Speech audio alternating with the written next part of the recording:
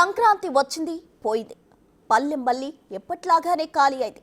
నగరం తిరిగి ఫుల్గా నిండిపోయింది. ఆ సంగతి అలా ఉంచితే సంక్రాంతి ముందు వెనక వచ్చిన సినిమాలకు చెందిన దర్శక నిర్మాతల ఇల్లు మాత్రం ఐటీ అధికారులతో హౌస్ఫుల్ అంటున్నాయి.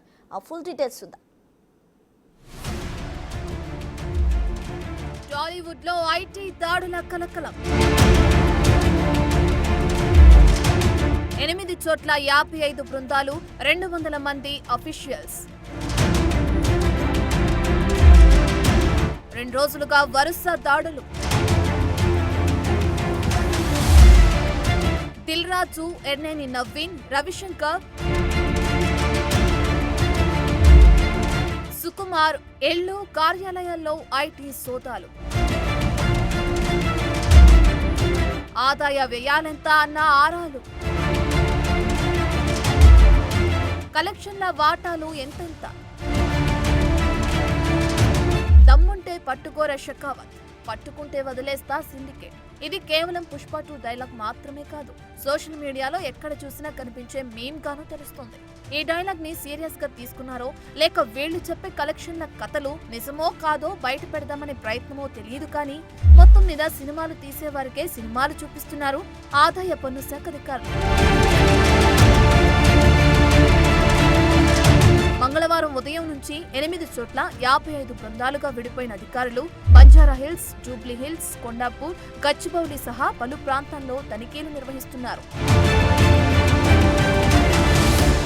ఇటు శ్రీ వెంకటేశ్వర క్రియేషన్స్ తో పాటు అటు మైత్రి మూవీస్ తో పాటు మ్యాంగో మీడియా సంస్థలు ఆయా చిత్రాలపై పెట్టిన పెట్టుబడులు, వచ్చిన ఆదాయం తదితరాలపై ప్రశ్నలు సంధించి దర్శక నిర్మాతలకు చుక్కలు చూపుతున్నారు. స్క్రిప్ట్ లో స్టోరీ, స్క్రీన్ ప్లే, డైలాగులపై చర్చించాం, కానీ ఇలా ఐటీ అధికారులు దాడుల సమయంలో అడిగే ప్రశ్నలకు ఎలాంటి సమాధానాలు చెప్పాలో ఆలోచించని వీరు ఒక్కరొక్కరు ఒక్కో తరహా సమాధానం చెప్పినట్లు తెలుస్తుంది.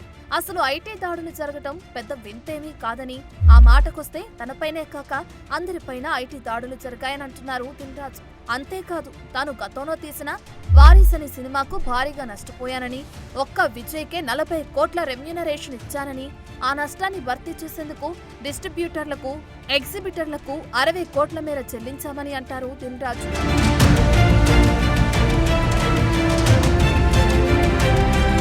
హీరో అల్లు అర్జున్, డైరెక్టర్ సుకుమార్ ఇద్దరు పుష్ప సినిమాకు రెమ్యూనరేషన్ బదులు వాటాలు తీసుకున్నారని చర్చ జోరుగా సాగుతుంది. సినిమా బిజినెస్ లో 30% వాటాను అల్లు అర్జున్ తీసుకుంటే సుకుమార్ 20% వాటా తీసుకున్నట్లు ప్రచారం జరుగుతుంది. దీంతో పుష్ప 2కి సుకుమార్ తీసుకున్న రెమ్యూనరేషన్ ఎంత, ఆదాయ వనరులు తదితర డాక్యుమెంట్లను క్షుణ్ణంగా పరిశీలించారు అధికారులు. పుష్ప 2 రెమ్యూనరేషన్ ఎందుకు సంబంధించి ఐటీ చెల్లింపులపై ఆరా తీశారు.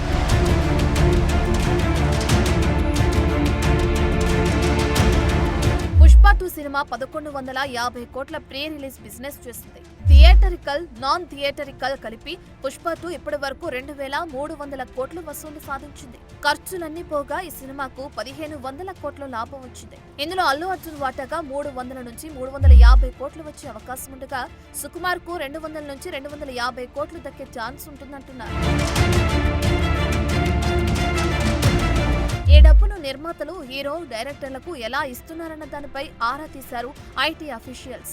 ఇప్పటికే డైరెక్టర్ సుకుమార్ ఇంట్లో ఐటీ సోదాలు జరగక అల్లు అర్జున్ ఇంట్లోనూ ఐటీ అధికారులు సోదాలు చేస్తారా అనే చర్చ జరుగుతుంది. మైత్రి మూవీస్ కు ఓ ఏపీ మంత్రి ఫండింగ్ చేస్తుంటారని అంటారు. ఆ మంత్రి జరిపే లావాదేవీలపైన ఐటీ అధికారులు ఆరా తీస్తున్నారు. మంత్రి ఇంట్లోనూ సోదాలు జరగొచ్చనే ప్రచారం సాగుతుంది. మైత్రి మూవీస్ పతాకంపై నవీన్, ఎర్నేని, రవిశంకర్ నిర్మించిన పుష్ప భారీ వసూళ్లు రాబట్టి గత బాహుబలి, RRR కు రికార్డులను సైతం తిరగరాస్తుంది. దీంతో నవీన్ ప్రొడక్షన్ హౌస్ మీద కూడా దాడులు చేశారు ఐటీ అధికారులు. ఎంత ఆదాయం వచ్చింది, పన్నులెంత కట్టారన్న కోణంలో తనిఖీలు చేపట్టారు అధికారులు.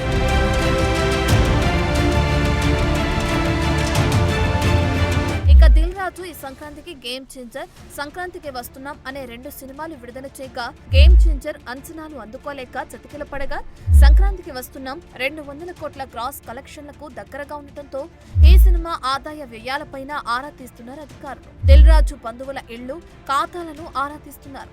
అయితే తమకు ఇవన్నీ షరా మామూలే అని లైట్ తీసుకునే యత్నం చేస్తున్నారు వీరు.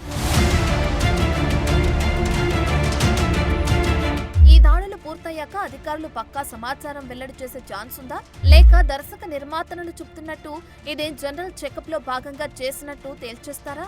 తేలాల్సి ఉంది. అయితే గతంలోనూ మైత్రి మూవీ మేకర్స్ నిర్మాతల కార్యాలయాల్లో తనిఖీలు జరిగాయి. అప్పట్లో ఎలాంటి లెక్కలు బయటకు చెప్పలేదు అధికారులు.